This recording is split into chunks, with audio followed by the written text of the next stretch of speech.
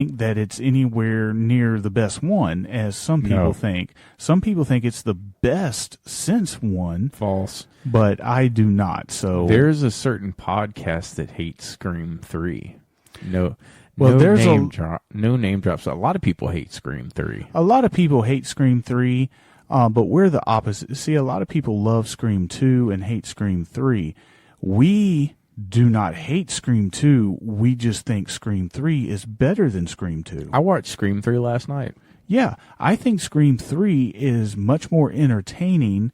You know, Scream 2, it takes place on the campus, and it's a good movie. It's just 3 is so much more interesting because it's a movie within a movie type of deal. Plus, you got Lance Hickerson in it. Lance fucking Hickerson. Lance fucking Hickerson's in it. Plus, Carrie Fisher works in the basement. Yeah, that's true, Princess Leia works in the basement. Anyway, this is about Scream 6, though. Scream 6, there's brilliant shit in this movie. There's fantastic stuff. There's good death scenes. But then there's kind of like some inappropriate comedic timing. A little bit. It's not. We're not saying it's a. Oh, you're talking about. Oh, you went back to 6. Yeah.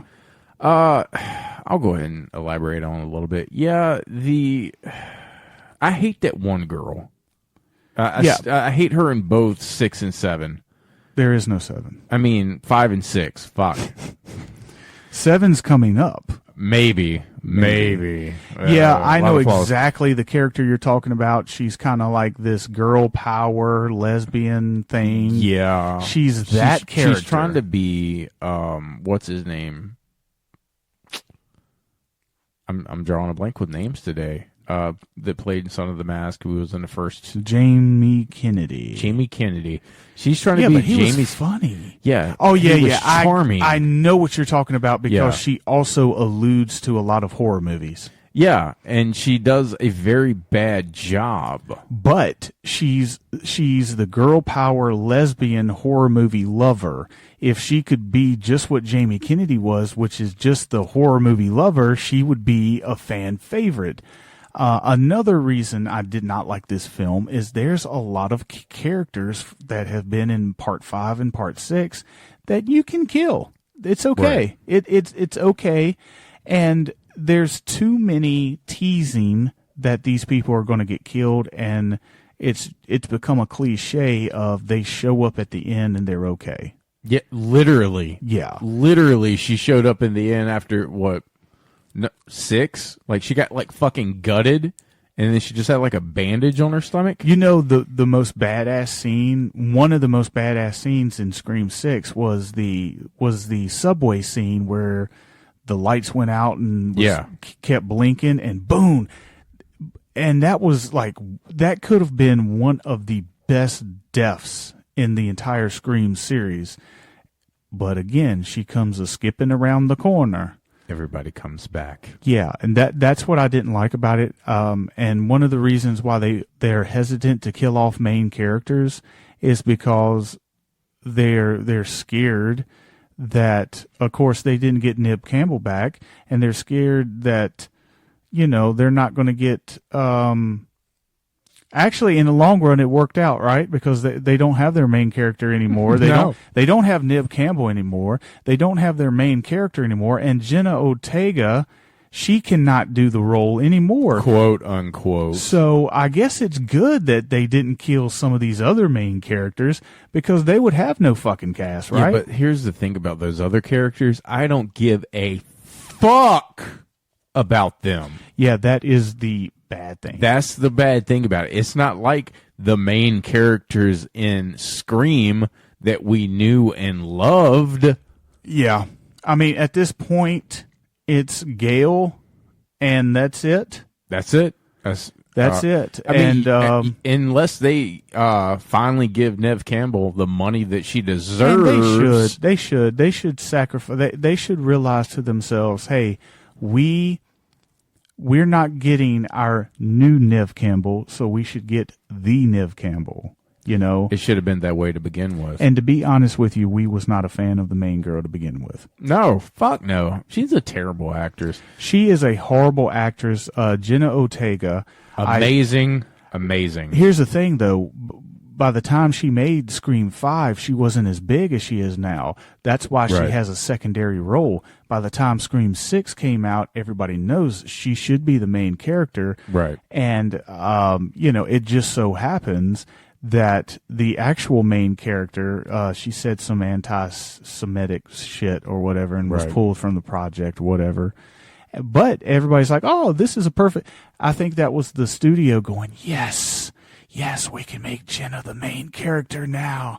And then she's like, oh, when are you shooting the movie? Oh, I'm shooting another movie at that time. Sorry, can't make it. I think she pulled out because of how they did her friend. Because they're friends in real life.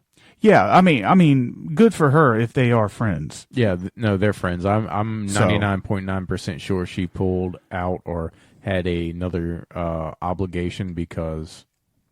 But like I said, we're still not big on this movie, but we can watch it and have fun with it now, and not take it as serious. Because when we watched it in theaters, we took it serious. We were like, "Oh, this is Scream. We're up for it," and it just we saw the holes right there. And now that time has passed, we can look at it and laugh a little bit on it. But at the time, no, and we still think the other Screams might be a little bit better than this one. I 100% think I prefer, like, the way people feel about Scream 3 is the way I feel about Scream, the last two Screams. Well, there you go. Anyway, so my 23 is Night of the Hunted. Wow. Well, my 22 is Night of the Hunted, so I think that we can combine our review here. Yeah. Perfect timing. So Night of the Hunted is a very isolation film, a great isolation film, actually. It starts off with this lady and gentleman in a hotel room, and they just finished doing the coitus cuddle, and as they're leaving, her husband, come to find out, calls her. She doesn't answer. Why? Because she's a lying whore. So they have to stop at a gas station to get gas, and dun dun dun, there's a sniper there popping off motherfuckers left and right, and now her ex-lover that was there with her gets popped off, and then that's when the story really kicks in. Yeah. And they start talking on a two-way radio. Yeah, basically what this is, it's a survivor movie. By the way, it's a gas station out in the middle of nowhere. And the sniper is across the road at like a billboard type of deal. So, and it's about 3-4 in the morning, and it's on an isolated road. It's one of these stores where honestly nobody goes, and if they do, it's so freaking isolated. Anyway, she has to survive, and the only way that communication is by this walkie-talkie. And we get a lot of talking back and forth. And one thing that I think me and you talked about this before that we loved is that this the sniper, we can't put our finger on him. We don't know if he had worked at the store and was like, a disgruntled employee that wants to get revenge. We don't know if he's like an extreme right-wing gun nut that is tired of woke culture and wants to show those damn leftists who's boss. Because she does wind up working for like Facebook or some both of them work for the pharmaceutical business. Pharmaceutical, that's it. Yeah, and that's where they were coming back from. They had went to a pharmaceutical convention, but you were half right, because she does the social media. That's right. Yeah, she does the social media for the pharmaceuticals.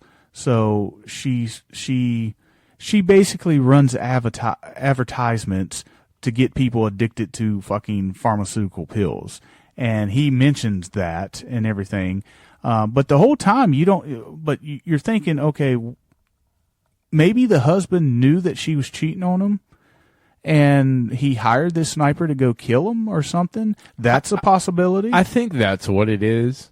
Honestly, I think it's a combination of things. Like after like watching this movie, I still think I don't think so. you don't think so? I don't think anything. That's why I love this movie, because I can't pinpoint anything. Everything would be just complete speculation. And that's what was so great about this movie. Yeah, no, I'm saying like my speculation is that the husband knew, but he hired this disgruntled employee. Just so happens, like I think all of it like goes together.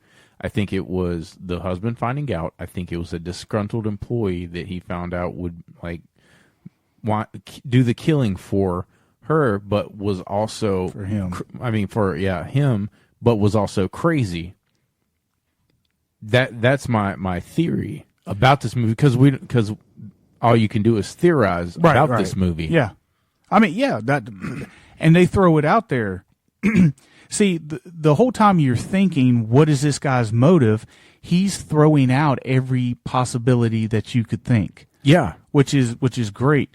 But then again, he throws you off. Like at first, you're like, maybe he's a right-wing gun nut, right? But then he'll say something like, how come a kid it's easier for a kid to get an AR-15 than it is for them to buy a pack of beer. Yeah. And you think to yourself, oh, goddamn, that's something a fucking liberal or something would say. You know what I'm saying? So, the lack of motivation, or the lack of reveal of motivation, makes this movie tense and like just crazy. And at the end of the movie, you're like, okay, I don't really like this woman. She's kind of a piece of shit, but it's like, God damn, this is kind of torture for anybody. Yeah, it really is. Yeah, it was just a really great movie. Also on Shudder. Shudder is cranking out some good shit. I would say, I'll give out the first award on this particular podcast, like I did the last couple of episodes. This award gets best thriller of the year for me. Yes, we need more thrillers in our life, and it was very well written, very well acted. This could have easily went to theaters. And this 100% should have went to theaters. Yeah, and actually, it's one of those movies that I think a lot of conservative people would say that this is a leftist agenda movie. Yeah, but we definitely can point out those agenda movies, and we call them out when we see them. But this one was different. Yeah. This one was different because it made you think. Right. Like we know the difference between somebody who is a conservative and somebody who is an extremist, right? Right. Just like there's leftists, and then there's the extreme leftists, right? Right. So just like there's the right and there's the extreme right. Yeah, exactly. There's always an extreme to it, and we don't lean anywhere or the other. We hate both of them, but equally. Yeah, both of you. We suck. really hate movies though that throw it in your face. But this movie though, that's what I'm trying to say. This movie, you don't know if this guy is a gun nut or if he just doesn't care, or is he really? Is he throwing out some things in this movie just to mess with her head? Like, oh, that's something a gun nut would say. Right. But then it's like he gives another motivation. He's like, you tell me why I'm doing this. Right. And that's even more scary. Somebody that doesn't have a motive. Yeah, that's the great thing also about it. He might not have a motive. I mean, that's typical Michael Myers type of deal, right? Oh, right. Oh, Michael Myers was a lot scarier when he didn't have a motive, when he didn't have it, when it wasn't revealed his sister. Right. Okay, well, here you got a dude that you don't know what the fuck's going on in his life. He's just doing it. And by the end of the movie, if you think you're going to get an answer, you don't, which makes you even more curious. Yeah. That's what I liked about this movie, is that like when he starts going more towards the right side, she goes more towards the left side, but they make valid points on both sides, yeah, which makes it down the middle. Yeah. and makes you think.